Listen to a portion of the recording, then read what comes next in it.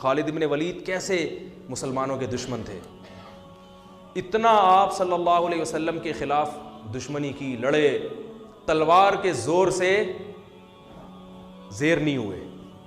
آپ صلی اللہ علیہ وسلم جانتے تھے خالد بن ولید بڑا غیرت والا آدمی ہے، 70 صحابہ کو خالد بن ولید نے قتل کروایا ہے غزوہ احد میں، اسلام دشمنی میں، لیکن آپ صلی اللہ علیہ وسلم کی بصیرت دیکھو، یہ نہیں کہ ان کو بس کسی طرح مار دو، انہوں نے 70 افراد کو شہید کروایا، نہ نہ، آپ صلی اللہ علیہ وسلم جانتے تھے غیرت مند ہے تبھی تو لڑ رہا ہے،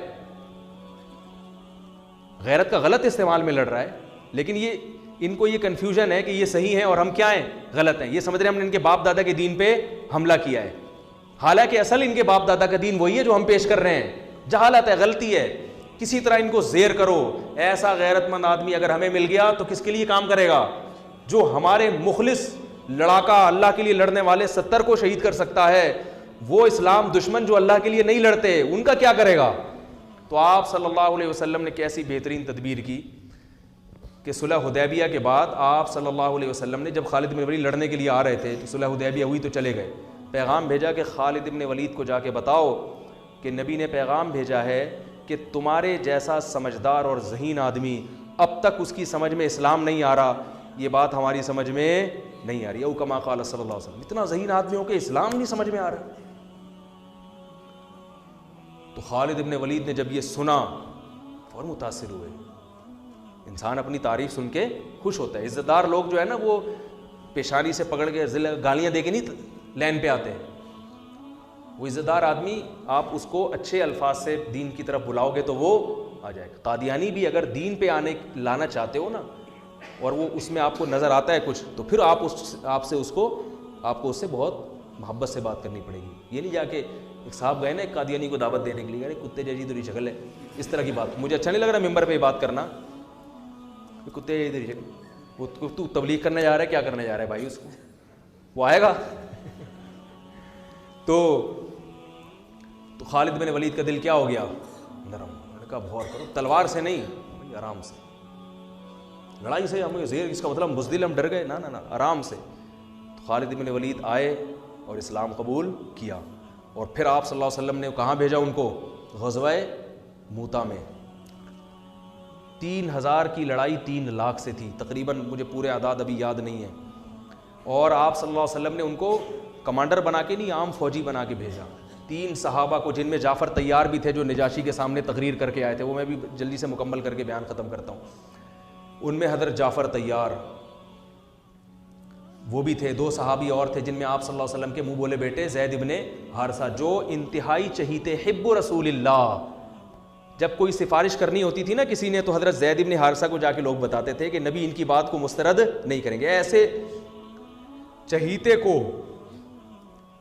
چہیتے کو آپ صلی اللہ علیہ وسلم نے میدان جنگ میں بھیج دیا کہ بھئی رومی حملہ کر رہے ہیں، 3 لاکھ کا لشکر ہے، اتنے چہیتے کو بھیجا آپ صلی اللہ علیہ وسلم نے، یہ آپ کی بھی قربانی تھی۔ جھوٹا نبی ہوتا کہتا ہے ابے بھائی اپنے اپنوں کو یہاں رکھو، ٹھیک ہے، کوئی جھوٹا نبی ہوتا ہے نا کیا کہتا ہے، ابے ان کو تو نہیں، وہ ادھر بھیجو۔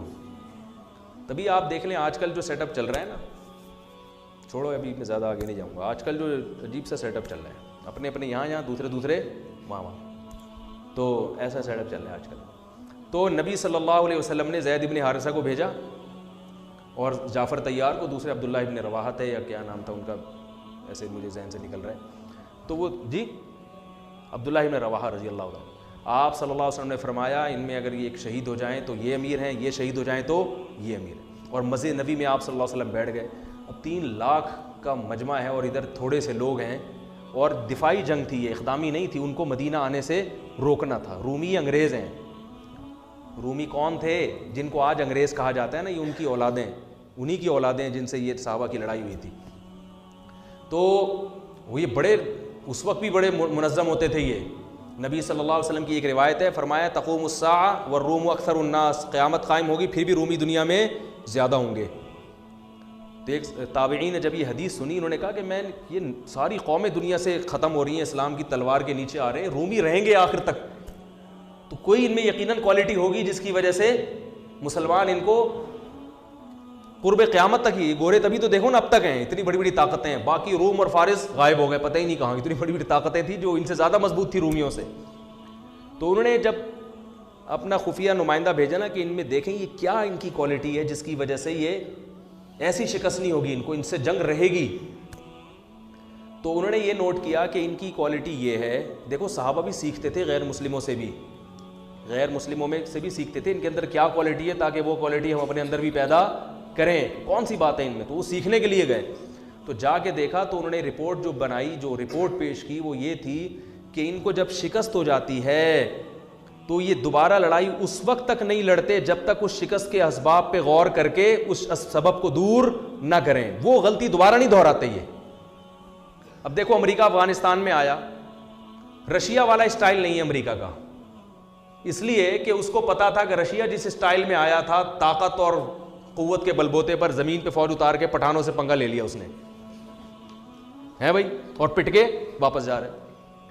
اب ہم لوگ تو مسلمان ہیں نا، صحابہ کے طرز پہ تو ہم چل نہیں رہے، ہم تو وہی غلطی بار بار دہراتے رہیں گے، کرتے رہیں گے. ایک دفعہ وہ پٹ کے آیا، اب جاؤ تم بھی پٹ کے آ جاؤ.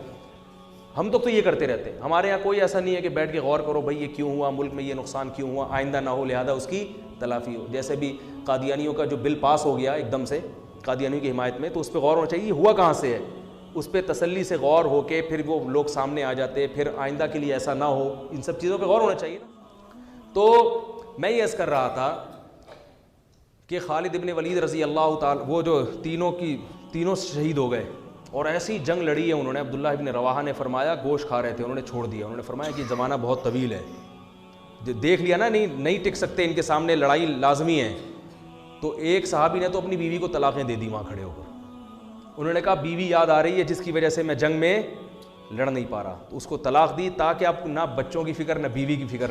اب کیونکہ لڑائی اتنی سخت تھی، ظاہر ہے کوئی ریشو نہیں بنتا نا، اتنے بڑے لشکر کو بھگانے کا کوئی تناسب ہی نہیں بنتا نا، کوئی جنگ کا کوئی کچھ تو ہو. تو اب تو ظاہر ہے صرف جذبہ ہی ہے اور بھرپور لڑائی ہے موت کی. تو وہ موت کی نیت سے تلوار لے کر کود پڑے. یہ ہیں صحابہ جن کو رافضی لوگ گالیاں دیتے ہیں، جن کو برا بھلا کہتے ہیں. تو تلوار لے کر میدان جنگ میں کود پڑے اور شہید ہو گئے. ان کو چانس ہی نہیں تھا. تینوں جب شہید ہو گئے ہیں تو لوگ پریشان ہوئے کہ اب کس کو کمانڈر بنائے. تو لوگوں کی نظر آئی خالد ابن ولید پر کہ یہ میدان ہے، یہ 70 انہوں نے وہاں اتنی زبردست جنگ لڑی تھی تو یہاں بھی لڑ سکتے. اور آپ صلی اللہ علیہ وسلم مسجد نبی میں بیٹھ کر صحابہ کو یہ پورا واقعہ سنا رہے ہیں. اللہ نے بطور معجزہ آپ کے سامنے پورا وہ جنگ کا واقعہ آپ کے سامنے رکھ دیا. آپ صلی اللہ علیہ وسلم نے فرمایا عبداللہ ابن رواحہ شہید ہو گئے، حالانکہ بہت دور تھا یہ مدینہ سے، اور آپ صلی اللہ علیہ وسلم کی آنکھوں سے آنسو جاری. یہ معجزے کے طور پر آپ نے بتایا. پھر آپ نے فرمایا کہ جعفر طیار شہید ہو گئے، وہ بھی شہید ہو گئے.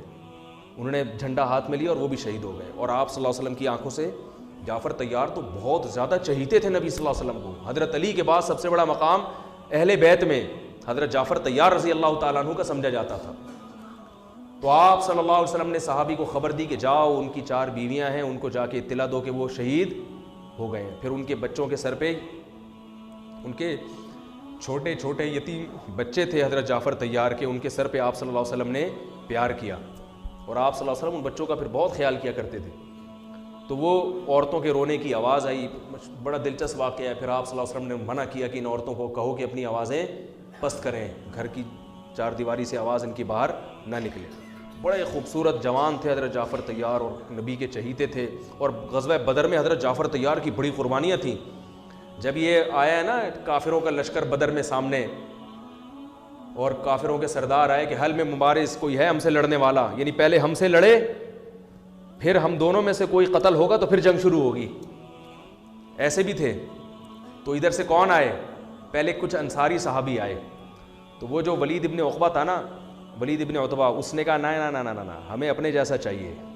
ہمیں کیسا چاہیے؟ قریشی سردار ہونا چاہیے جو میرے مقابلے میں آئے، پھر لڑائی کا مزہ آئے. یہ وہ بہادری ہے جو کس میں تھی؟ بولو نا بھائی، عربوں میں. تو ادھر سے پھر حضرت علی آئے، حضرت جعفر طیار آئے، حضرت حمزہ آئے.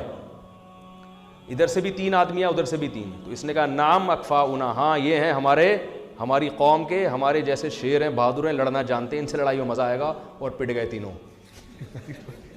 تینوں کیا ہو گئے؟ تو ادھر سے حضرت جعفر طیار جب آئے نا تو یہ تو بہادری کی بات ہے نا بھائی. ادھر 313 ادھر 1000، اور لڑائی ایسے شروع ہو رہی ہے کہ دونوں میں سے جب تک ایک زندہ ہے لڑائی شروع نہیں ہوگی.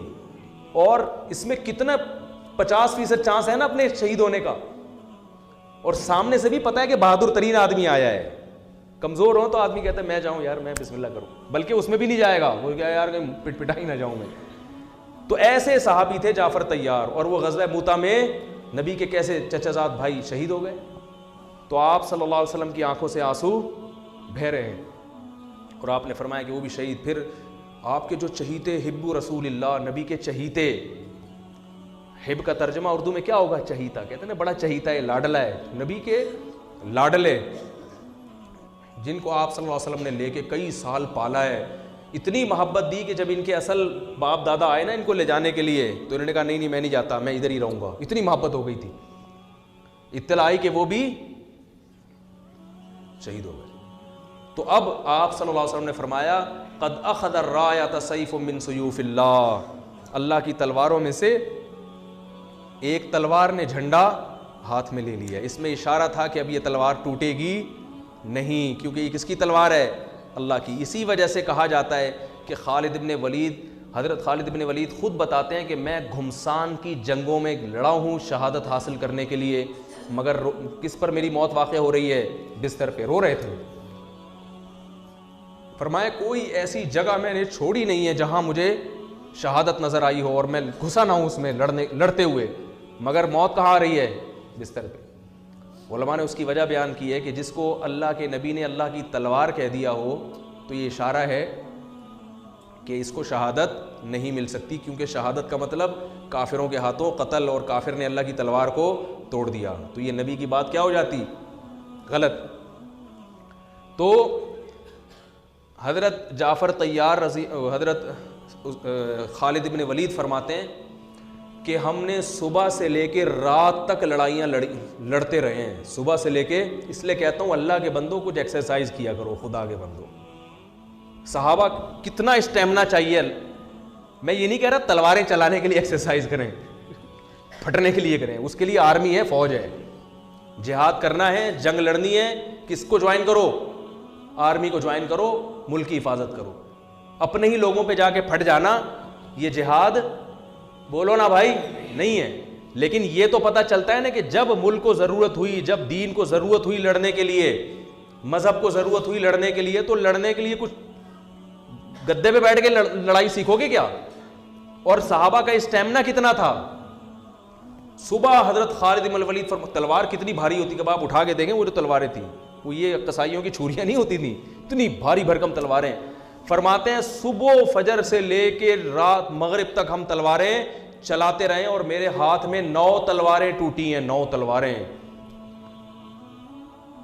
اتنے لاکھ مجمع کے ساتھ لڑنا, اور کہتے ہیں میں اتنا قتل کیا ہے بندہ میں نے کہ ان کا اتنا زور تھا, مدینہ ہاتھ سے چلا جاتا صحابہ کے, مدینہ ہاتھ سے چلا, مدینہ کا دفاع تھا یہ.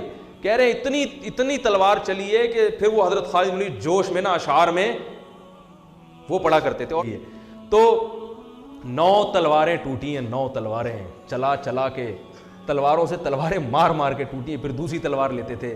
اور کہتے ہیں ہم پھر شاعری میں اپنی بہادری کے واقعہ بیان کرتے تھے کہ ہم نے جنگ کے موقع پر یا اس طرح تحدیث بن نعمت کے طور پر یہ بہادری بیان کرنا غلط نہیں ہے. تو بتاتے تھے ہم نے کھوپڑیوں کے مینار بنا دیے, کیونکہ 3 لاکھ سے مقابلہ اتنا قتل ہوا ہے, پھر وہ دشمن بھاگا ہے وہاں سے.